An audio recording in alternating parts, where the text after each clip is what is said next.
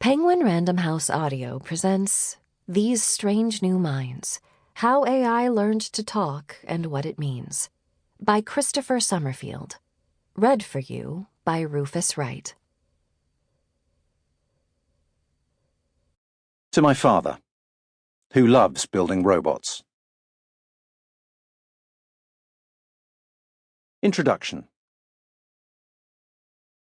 Computerized systems with so-called artificial general intelligence, that is, machines that can solve differential equations whilst folding a shirt, have been just around the corner for about the last 50 years.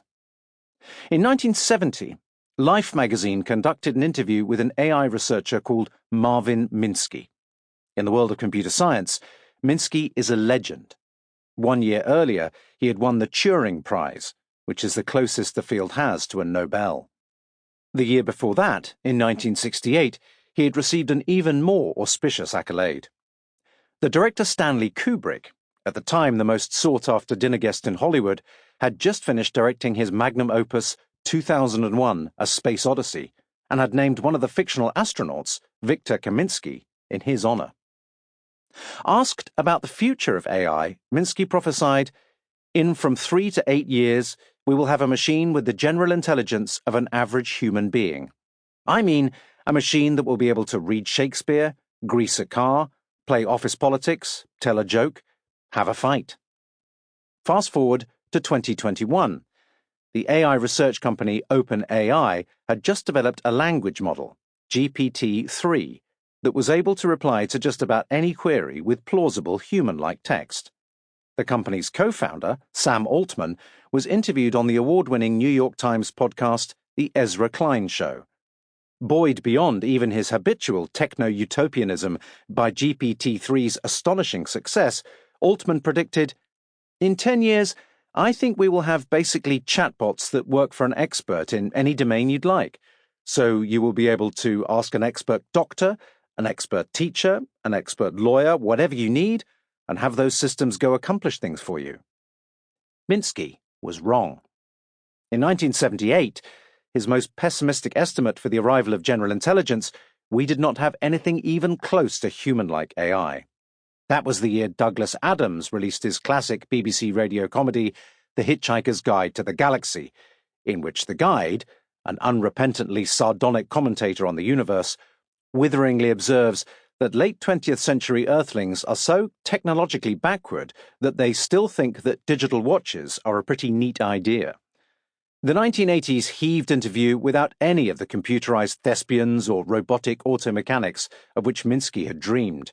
Just watches with batteries and an LCD screen. Of course, it didn't help that Minsky's list is really quite bizarre. It's not clear why he thought that holding your own in a punch-up was a prerequisite for general intelligence. Altman, however, might just be right. Perhaps, like me, you grew up watching the classic Looney Tunes cartoon Roadrunner. Roadrunner, an implausibly athletic sort of cuckoo, is pursued endlessly through the desert by his hungry nemesis, Wile E. Coyote. At the denouement of each chase sequence, Roadrunner always somehow manages to maneuver the hapless coyote over a cliff. When this happens, for a few seconds, Wile E. hangs in the air, his legs still paddling full tilt, defying gravity for just long enough to ponder his plunge to the canyon floor below. I am writing this book because we, all of us alive in 2024, have just gone over that cliff. Like startled coyotes, we are still in the suspended animation moment, legs scrabbling madly, but the ground is no longer there to support us, realization dawning that there is no going back.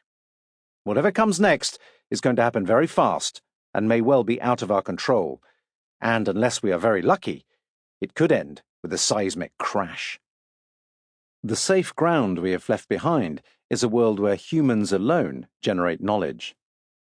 This is the world that we have inhabited ever since our most distant ancestors began to exchange information by grunting and gesturing.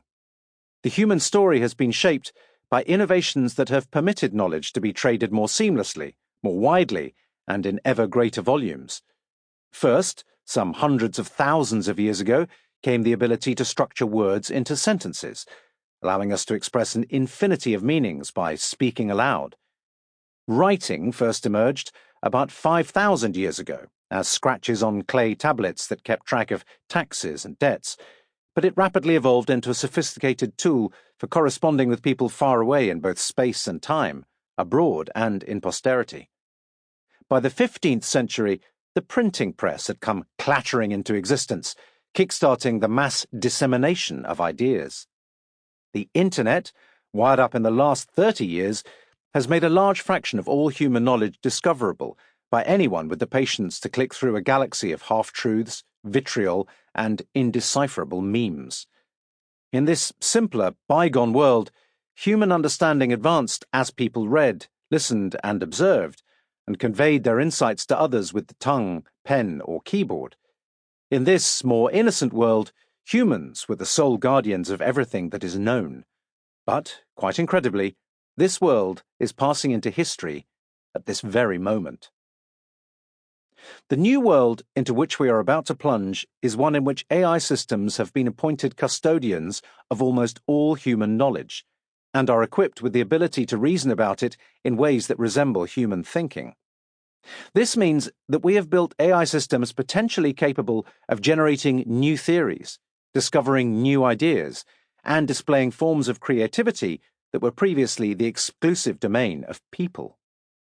This world has arrived because, in just the last few years, researchers have built computerized tools with access to vast volumes of data and the ability to talk about it in natural language, using the same words and phrases with which people discuss, deliberate, and divulge new insights.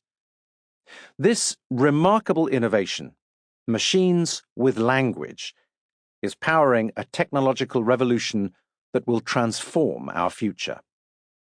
Nobody knows exactly what is in store, but AI is moving at such a breakneck pace that we probably won't have to wait long to find out. Merely building superhuman AI is, in fact, rather old hat. For several decades now, we have been building AI systems that can solve problems that elude us or trounce us in battles of wit. The first time this happened was probably in 1956, when early AI pioneers built an automated reasoner that could prove theorems more elegantly than the finest mathematical minds of the time. During the last 10 years, as AI research has accelerated to warp speed, deep learning systems have offered many amazing new insights that lie well over the horizon of human ken. One astonishing example is AlphaFold, built by the AI research company DeepMind. AlphaFold is a neural network that can accurately predict how the sequence of amino acids in a protein will determine its 3D structure, an important problem for biochemistry and medicine.